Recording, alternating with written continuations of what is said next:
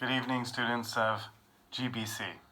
I'm going to start saying GBC because I seem to trip over the full name every time I start this lecture. So, this is week 7, and I hope you looked at the mid-April update.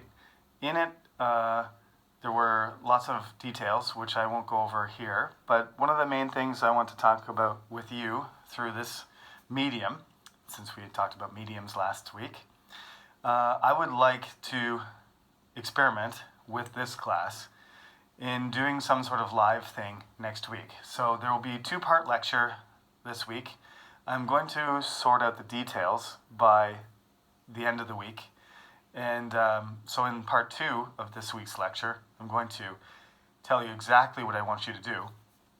But the plan is for basically us to do a live thing, whatever it is, or try to do one on Monday. And I realize there's going to be probably some conflicts because I've been allowing you to log in and watch your lectures and do your assignments whenever. But in this case, I'm going to insist that you all log in at the same time and at the time we would usually meet in the school. This is the idea, so that I can actually see your face and put a name to the face, and so that we can interact with each other and you can ask me questions and we'll have a lecture. So I will lecture to you, but since we only have 8 students in this class, lucky for us, you will be able to actually speak to me. We'll experiment a little bit though, so that when I do bigger classes, I might ask you to do some typing and chatting and see how that goes with 8 people. And if it's hard to manage, or it's fine, or there's technical difficulties, or people can't connect, or there's connection problems, or whatever, then you can help me deal with them. And since you're not freshmen, you're juniors and seniors, it's great because you guys are more mature and I can expect more from you. So it's time for you to, this class is global business communication. So let's do some communicating. This, I think, is going to be good for all of us. So this is what's the plan. The plan is this week it'll be the normal 2-part lecture where you have to log in and listen to me. And next week, I'm going to attempt the live thing. We're going to also do give you a short lecture because we still need to cover the attendance and everything, but especially if some people we have difficulties, what am I going to replace it with? Well, we won't have to deal with that because I'll do 1 part next week in the usual recorded way, and we will do the live thing on Monday. So I'll give you the details both through this video lecture, and I'll do a little write-up for the website so that everybody can look at the details and we can try and make that happen. And like I said, week 8 will be your turn to see how things go. And if everything goes well or things need to be adjusted, then I'm going to try it with all my other classes after you girls and guys, help me out.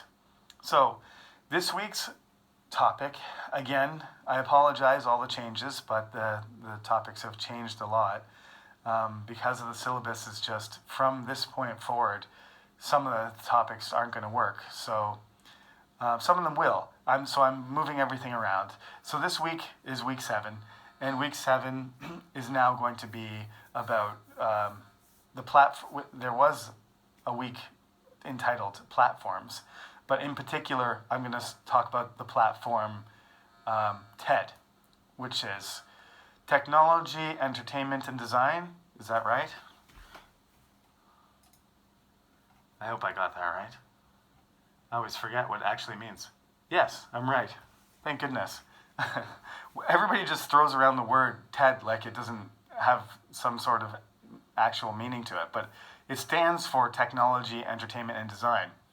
It was created when I was 3 years old, so you can figure out when that was, but it was a long time ago.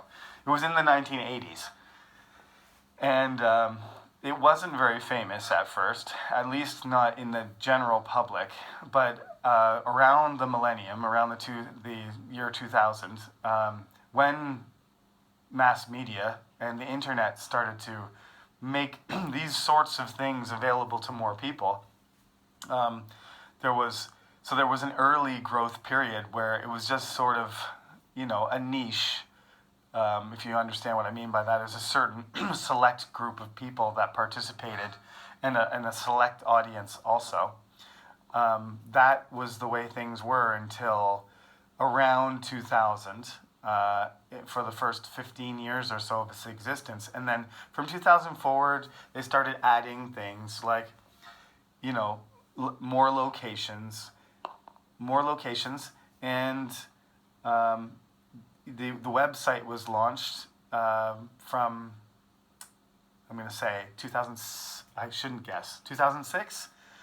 It's been around for more than 10 years now. So now you've got, they tried to put it on television, I believe, but it never got any traction with any networks. It was rejected. It was proposed and it was rejected. But they started offering prizes every year to certain people. Originally there was 3 winners, but now there's just 1 every year. And the amount of money originally was smaller, but now it's like $1 million for the winner. And then they have some sort of project or wish that they want to accomplish, and they use that money to do that. All these things have made TED an international phenomenon.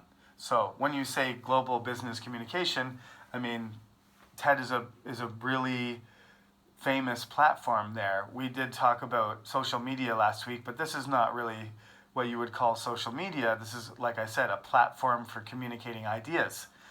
So I use the TED presentations a lot in classes like this, where, I want to sort of have an interdisciplinary approach. I know this is a business communication class, but you can see there are, certain topics that I've chosen to talk to you about. I've got my English background influence. I've taught many business classes, and I've even taught science classes. One semester I was asked to teach biology, believe it or not. So and that was an interesting experience, to teach freshman biology, when the last time I took biology was when I was a freshman. But nonetheless, the communication skills, whether they are global or business or English or another language, they have some fundamental aspects to them which we should analyze. And that's one of the main themes of this class that I've chosen, is that whatever way you choose to communicate, you have to have an awareness of, and that's why Marshall McLuhan was part of my lecture last week. You have to have an awareness of how these things can operate and what the advantages and disadvantages of each form of communication is. So TED has its strong points and its weak points.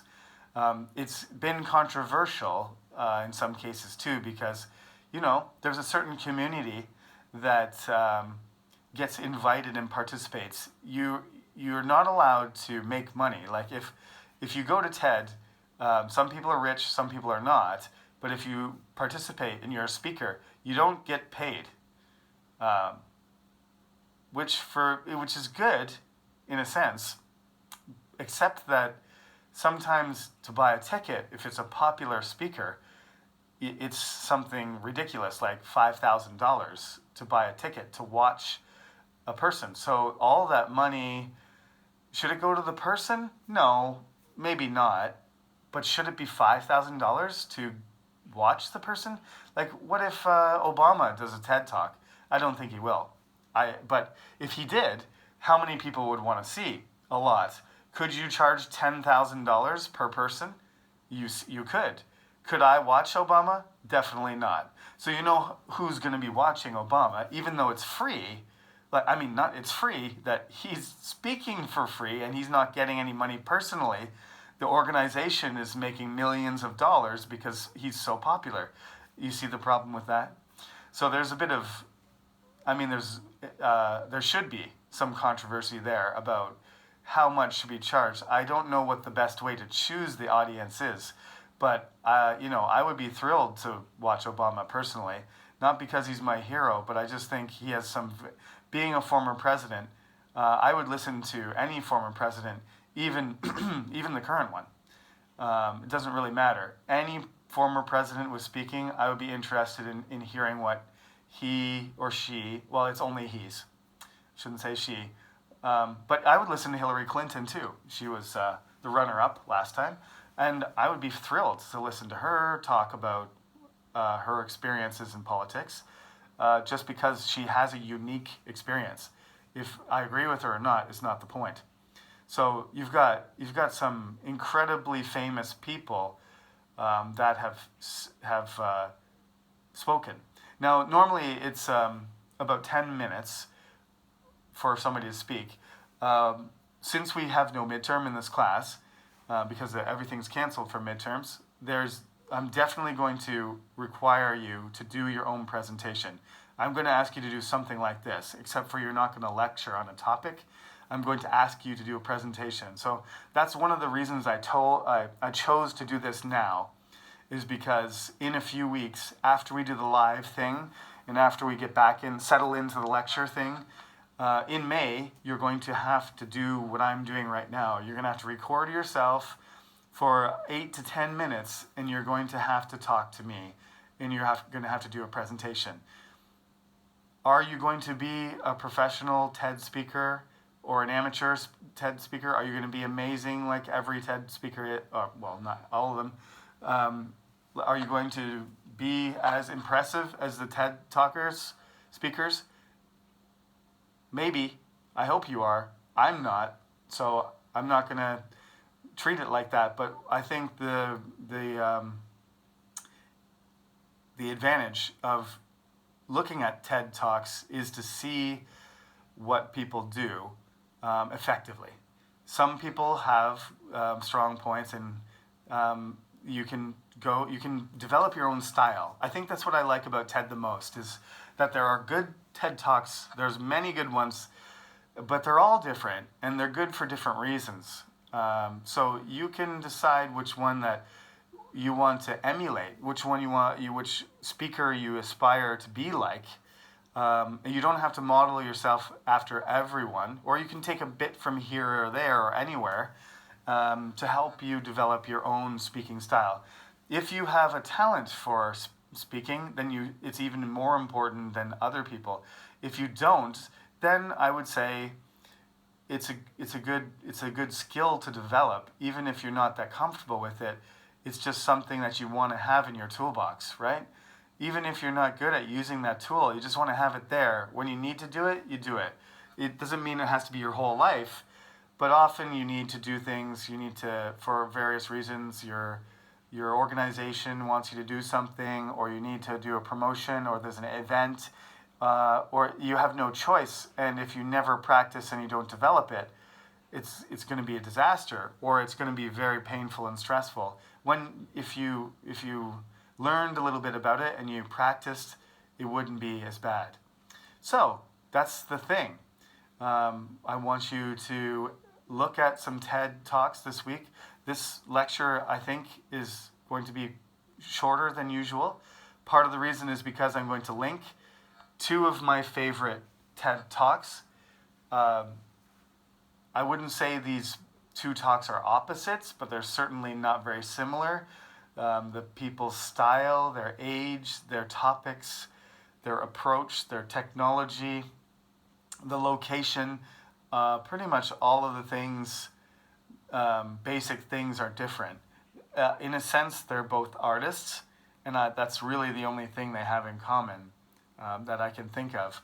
But these are I have many favorite TED Talks, but I'll just share two of them with you. So I would like you to watch this lecture, and then watch the two TED Talks, and then listen to part 2 of this week's lecture later in the week, and I'll give you the details about the live lecture and some details on what I would like you to do for your assignment next week. Okay, and that's all the news. The rest of the things are covered in the mid-April update, so that's all there is for today's lecture. So the links will be up tomorrow. I know it's already Monday night, but everything will be ready for you tomorrow morning, and you'll be able to check out all the information and get back up to speed. And yeah, that's all I have to say for today. So thank you for listening again, and I hope everybody's staying safe. Korea's doing very well right now, so let's hope it continues like this. Okay, I'll talk to you later in the week. Have a good night.